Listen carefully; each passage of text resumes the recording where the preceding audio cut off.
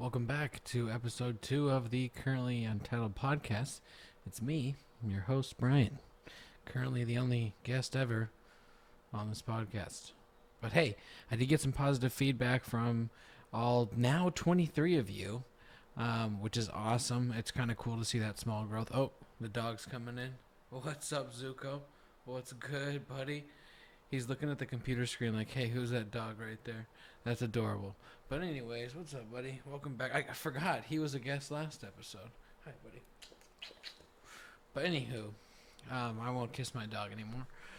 but I got some positive feedback on some things to do in terms of video editing and whatnot. I'm still trying to figure all this stuff out. This is all really new to me. The being a spaz and being myself is second nature, but doing all this technological stuff has been pretty difficult. But I have a lot of great friends and I guess you could say mentors out there that are really trying to help me make this into what I want it to be. So that's really cool. And shout outs to you guys. I really appreciate the feedback. So the wife's addicted to TikTok, which has been a hard pill to swallow the last 48 hours since she downloaded the app. How she came to find this new love/addiction is I created a video on Instagram and someone advised that I put it onto TikTok for the potential for it to go viral, which I'm still trying to figure out how to make videos go viral because I think it's pretty funny. But 14 only 14 people do on TikTok, so that's exciting. And then I have like 300 views or something on Instagram.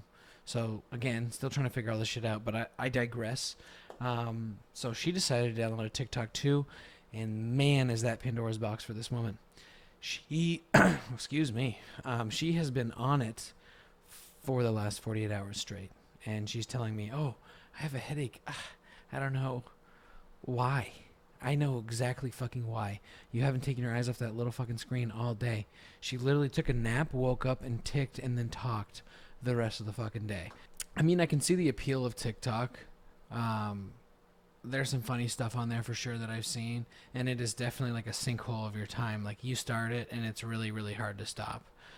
So I definitely get it. But she's glued to that thing like she works for Elmer's. So we'll see where this goes. But it definitely gave us some talking points. She saw this TikTok about this girl who was upset with her boyfriend because he said he wouldn't date her if she was a termite, which made her laugh and think about all the times that we've had those kind of debates and conversations about really dumb shit that would make or break us in our relationship. One of the scenarios that we used to go back and forth about all the time was whether we would stay together if one of us had a kid prior to the start of our relationship, which when she asked me, like, you know, would we still be together if I had a kid? At the time when she asked it, I definitely wasn't ready to be a father figure. So I said no, which did not get a good response, even though it was a hypothetical reality, I guess, or hypothetical situation.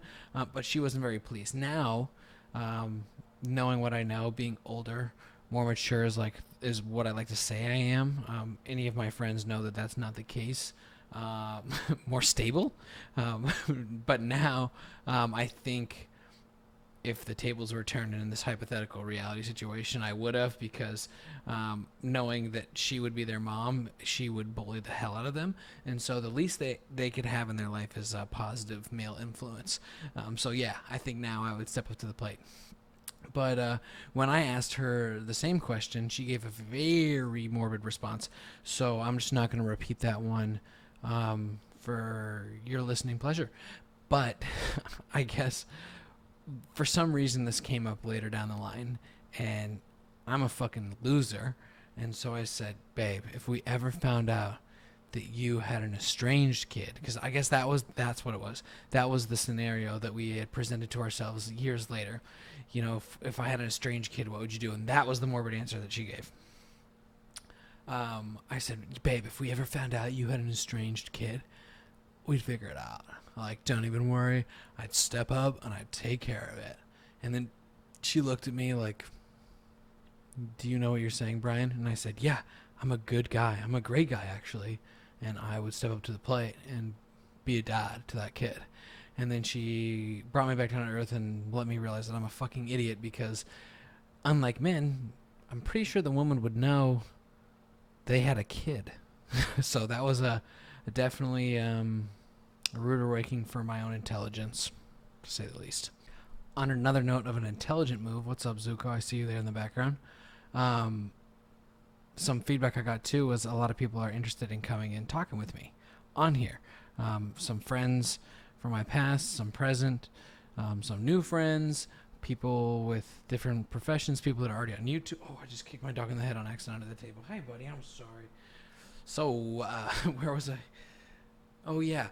So I have some people that want to come on and chat with me so I can bring some new original off the cuff kind of content, so it's not just me talking to myself and talking to you. Obviously the thing with my father-in-law and the clone is still very much in the works. He's going to come help me paint either this weekend or next weekend or something, so I guess I got to step up my clone game for him. But yeah, I have some people that want to come on here. The only downfall is I only currently have, I'm trying to figure out the hands thing. I feel like Ricky Bobby and Talladega Nights. What do I do with my hands? But I currently only have one mic, so I'm trying to procure a second, which I can, but I got some other bills, and we just bought a new car, so trying to prioritize, I guess. So if anybody out there who wants to come on the podcast wants to lend me a mic until I can buy a new one probably next month, that would be cool. But I'm trying to get a cool setup. As you can see over my shoulder, there's a lot of space. There's also a ton of cardboard boxes that I've hid out of frame. So the magic of Hollywood. But we have a lot of space in this room, so I would ultimately like to get it set up to like a table situation to where you can have a free-flowing conversation. I'm trying to be the poor man's Joe Rogan for now, and then we'll see. I don't know what's going to happen, but I'm really excited about this on this platform. Things to talk about. I know football season's back. I'm a big sports fan. My dogs are fighting in the doorway. I'm a big sports fan, so that's something I'm definitely interested in talking about. Obviously, the comedy thing, like I said before, I've been working on stand-up for a little bit over. Oh, he's back. He's back. He's back. You want to see the people? You want to see him? No? Okay. Oh, Kanye's trying to get in now. Come here, buddy. No? You don't want to make an appearance? Just you, Zuko? Okay. Sorry about that.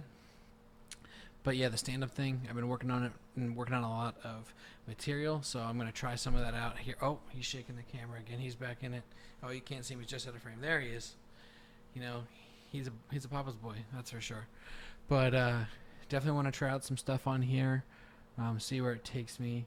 I'm excited about it. I'm still trying to figure out the name. So one of the names I thought of, The Life of Brian, because like I said, the name thing for branding, but that's kind of cheesy. I don't really know. If you have any ideas, please post it in the comments. Zuko's podcast, I guess, could be a name too, because he's very much eager to be in it. What's up, buddy? Yeah, I don't know. I'm still working on the name. I want to get it figured out. I think it's important. Moving forward, it gives me a little bit more identity, I guess. So, I mean, we'll figure this out together, kind of thing. I feel definitely a lot more comfortable this time, even though it's still weird talking to myself. I've done like a million recordings, but I have some editing software, so if it's like snipped up kind of weird, that's because I'm figuring it out. So bear with me. I appreciate it. Like I've said other times, you know, stand-up is really, and comedy in general is really what's got me into this platform. A lot of my heroes or guys that I look up to in the space are doing podcasts and doing great things. I mean, I'm an avid Joe Rogan Experience watcher. I love all the different commentaries he has with other people. You know, a lot of people are, you know, either really for it or really against it. I just think it's really unbiased content. I think it's funny that he admits that he's a fucking idiot all the time, and I appreciate that because I'm a babbling idiot as well, so I can respect that. But yeah, just comedy has really thrust me into this space, and after, you know, I've been writing content for, or not content, I've been writing jokes and I guess content for quite a bit of time, and it's something that I've discovered I'm really passionate about. I had done open mics, and after my very first open mic, you know, you do a 3-minute spot, which I don't even know if it constitutes a spot, but a 3-minute joke, I guess. I don't know. But after I did my first one and I got up the stage, I was like, this is what I want to do. Obviously, I love my day job.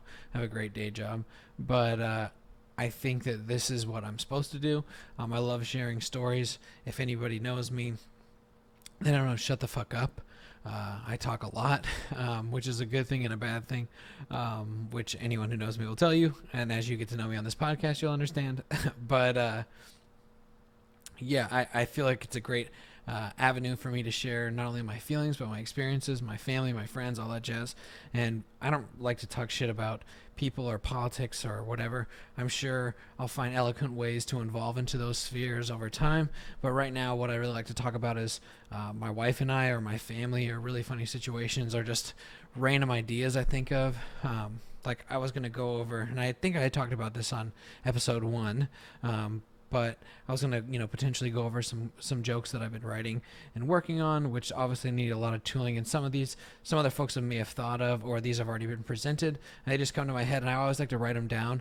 I think that's a great move for a creative process. Is anytime you think of something, just make sure you write it down, because I know that I've done this a million times, and I'm sure a lot of 23 of you have, where you think of something really funny or smart or creative or artistic or whatever your avenue is, and then you don't jot it down, or you don't do it, or you don't follow up with it, and then you forget it, and then you're kicking yourself and you're trying to think, and you lay in bed at night and go, man, what was that one thing? So I always try to write stuff down, or I have my lovely wife, aka my stenographer, write it down and then text it to me so that I can add it to my list that's on my phone.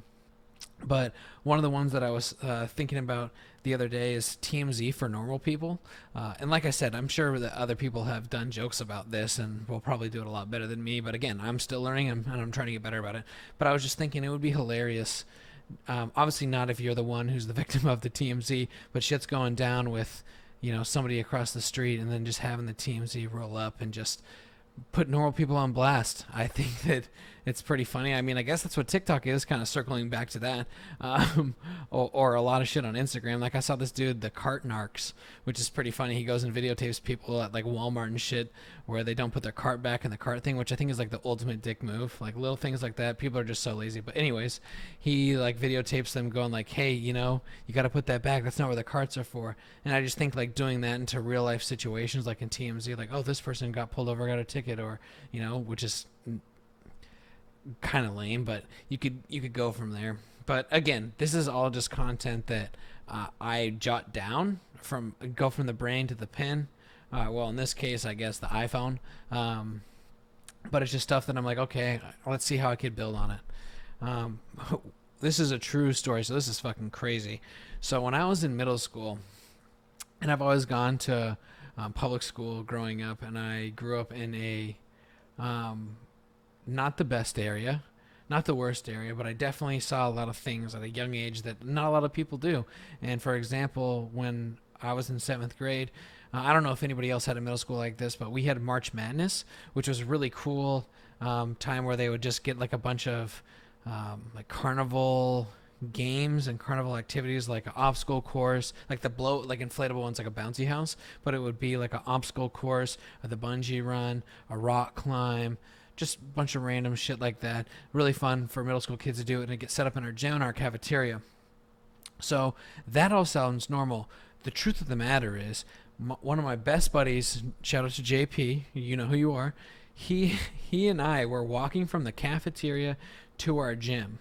And we were going, because I think that that's where they had the bungee run. And by the way, my friend Jordan, he was like 6 feet, 180 pounds since he was like 11 years old. And he's been a grown man forever. And I was a little fat, basically what I am now, but as a middle schooler. And so we'd always do sports together, and he would just dominate, and I would just be like, hey, what's up? I'm the backup. So I was like the Alex Moran of my middle school football team for one season. And then I was like super bench warmer in 8th grade. But anyways, I digress like always.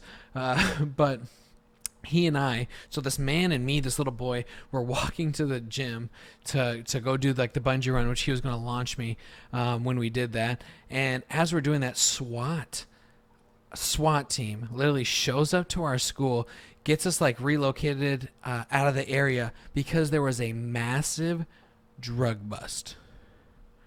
7th grade.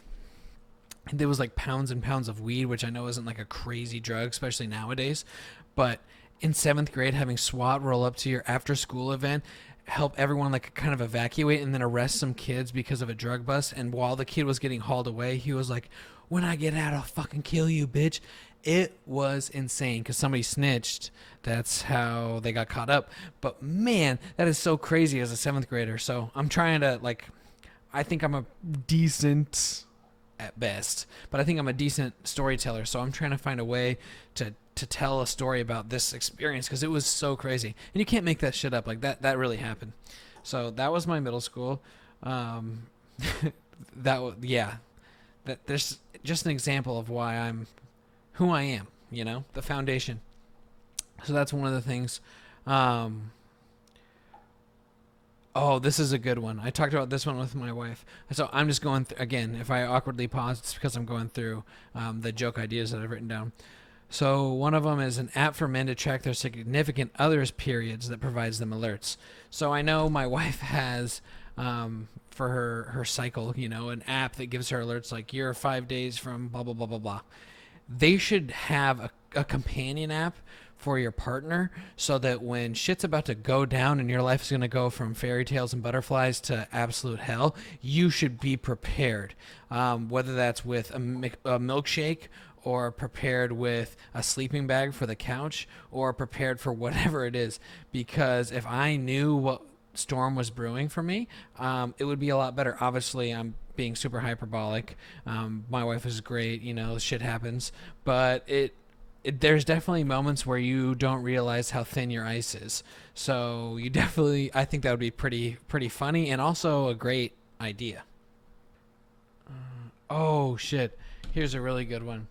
So, okay, so I grew up, I would say I'm not religious now by any means. I definitely have faith in things.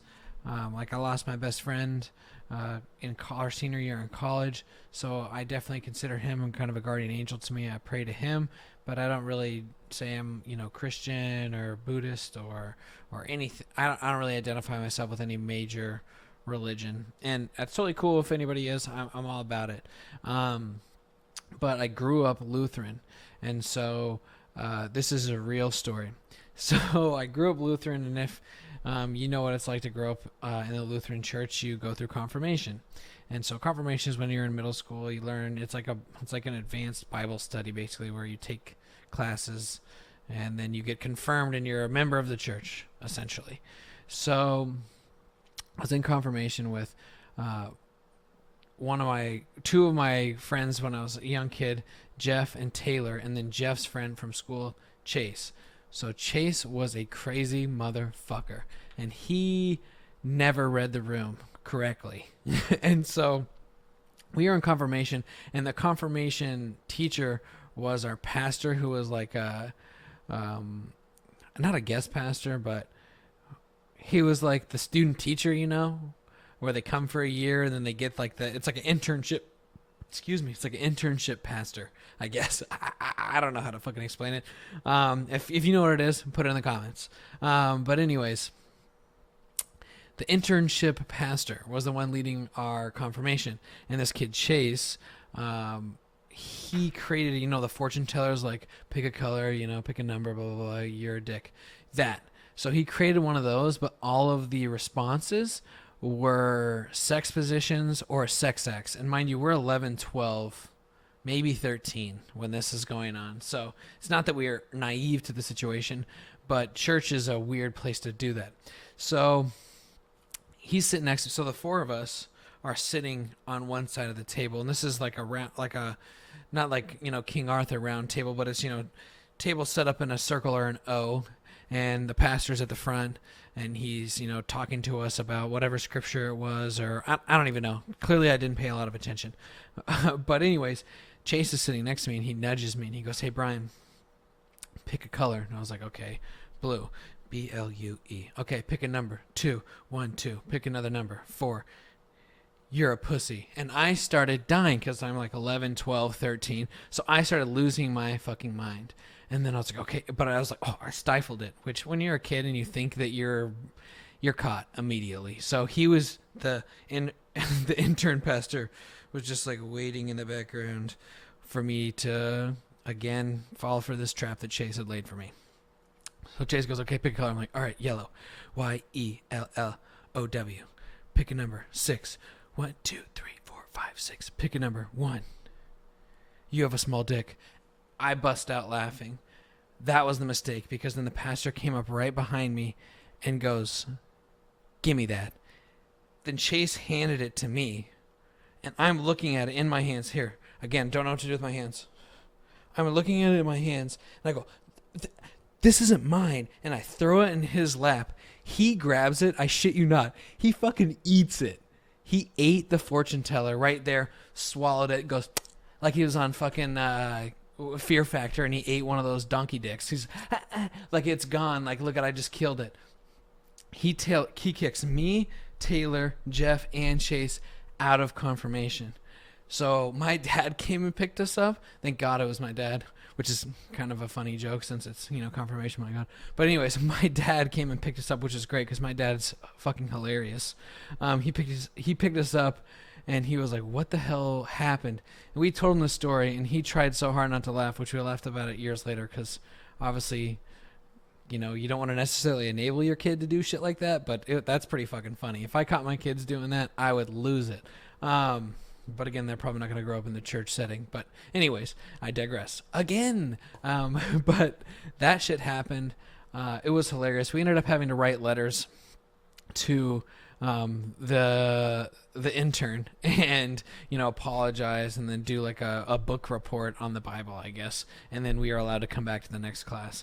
But I just remembered that shit not too long ago, and I bust out laughing that I can't believe that shit happened to me. But I'm trying to figure out a way to tell that in a stand-up setting.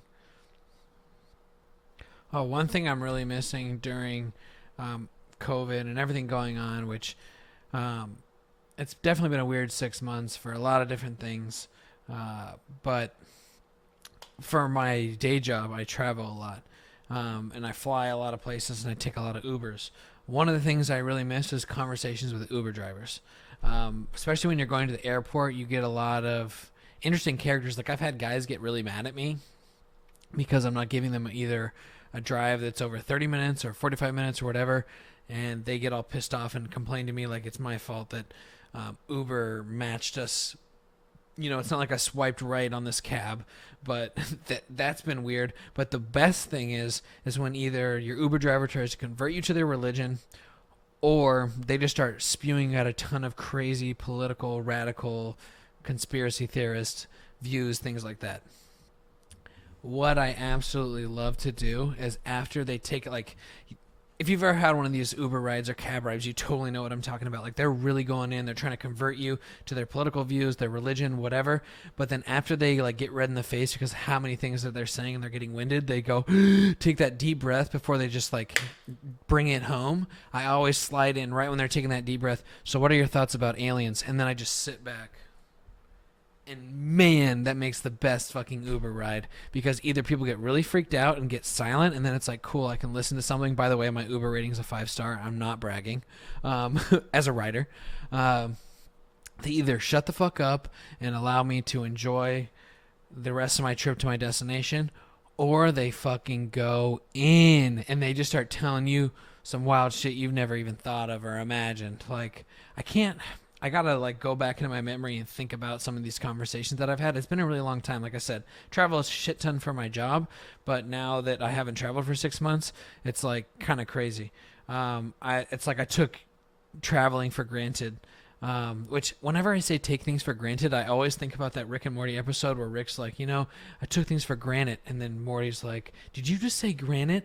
I used to always say fucking granite before that episode of Rick and Morty, but then now I think about it all the time so people don't think I'm a fucking idiot, but I just outed myself. But hey, such is life. But yeah, I definitely think about taking travel for granted quite often, because my wife and I sold and bought our new house March 27th, and that's right when everything pretty much got shut down. Like, we were really lucky to close on our house, but when I'm not traveling, I work from home, and I was like, oh, this will be great, But 6 months working from home in your new home, it's really hard to separate your work from your home. So that's really sucked. But 2 weekends ago, we painted my office blue because I guess blue is supposed to give you inspiration, focus, help you with work settings, things like that, which it has. But again, 6 months of being stuck in that room and you can't separate your new house from work has been hard. But I mean, that's such a first world problem, especially with everything else going on right now. I don't even know why I'm bitching about it, but it's definitely something that I've been struggling with. But again, definitely took for granted the Uber rides because there's a lot of really, really, really funny conversations that went on there. Okay, last one, and then I'll wrap it up for this episode. So my mother-in-law, she, I think this was June, maybe June, July. But anyways, I don't know if you've ever seen one. Holy shit! Just thinking about this, my wife reminded me. Cracks me the fuck up. So, have you ever seen like when people post on Facebook or Instagram, they're like, bless this soul, they did such great things or whatever, and it's that the porn star, that bald dude, and he's like dressed as an army man, or I guess army man's not the right word, or a military man or woman, but he is a man, so military man, or like a doctor or a firefighter or a policeman or whatever. He's like all those things, and people are like, this guy's a hero, blah, blah, blah, blah, blah, and people like it. They don't know what's going on. Okay, so my mother-in-law, she posted on her Facebook. She shared it from somebody else's Facebook. It's all in Spanish, talking about how there's this young doctor who, saved all these people in his city, and he was helping with COVID and all this stuff. Boom, boom, boom, boom, boom, boom, boom. You get to the end of it, and the last paragraph, it talks about how he saved 3 elderly women from the brink of death and then brought them life and all this stuff. And you're like, oh, okay, interesting. This is crazy. Like, this sounds too good to be true. It was. And then the photo that's attached to it is, it's like a casket. It's not an open casket, but it's a casket, and then it has, the picture, like a big frame and a picture of the deceased, and it's another porn star, not the same bald guy, but it's another porn star, like a young dude. I don't want to tell you how I recognize him, but anyways, it's a young porn star on there, and Mercedes and I that's my wife's name, if I haven't divulged it yet. Anyways, we're looking at her Facebook, and then I see that, and I start crying, laughing, and I shit you not, I probably laughed for 5 to 10 minutes straight, and I couldn't breathe because she had reshared this, posted it on her Facebook, and she was like, this is some real shit that needs to get awareness. I was fucking dead. And then once I came to out of my fit of laughter, I crying, laughing, like when you're laughing so hard, you're like, you can't even talk and you sound like a squeaky little mouse.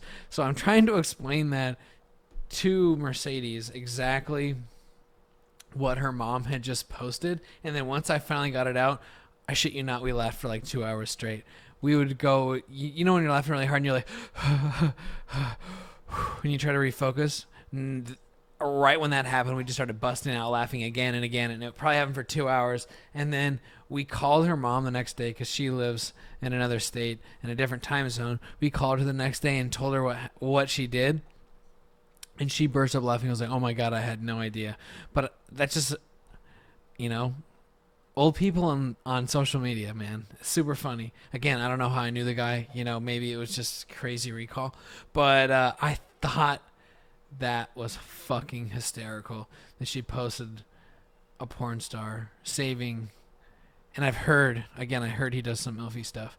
But, dude, saying he saved 3 elderly women from the brink of death. Oh my God, it was just so good. So I guess I'll leave us on that note. Again, thanks for tuning in. This is a longer episode than the first one, so I feel like I'm starting to hit a little bit of a stride. It'll probably be better next time. I'm figuring out the editing stuff, so bear with me if it's just like I'm over here, then it's really weird, or the dog pops up in random spots. So yeah. Thanks for riding with me. Hopefully I can grow from 23 subscribers to over 30 this time. Fingers crossed. But it was pretty cool. My last video is my most... I only have 4 on my YouTube channel. It's a very young YouTube channel. But in a week, I already have more views than all of my other videos. But yeah, again, thanks for tuning in. Hopefully I can wrangle up some new folks. If you have any ideas, critiques, whatever, post them in the comments. I won't take it personally. Thanks again, all 23 of you. Hopefully 30 this time. And then my goal is to post right now every Tuesday and Thursday. And then hopefully once I start getting a stride, it'll be more than that. But that's the goal right now. So again, thank you for tuning in to episode 2 of the Currently Untitled podcast. If you think of names, like I said before, put it in the comments. Let me know what your thoughts are. But yeah, thanks guys. Have a great rest of your week and have a happy Tuesday. Oh wait. Great rest of your week until Thursday, and then I hope it's not shitty, but I'll have episode 3 coming out. So thanks.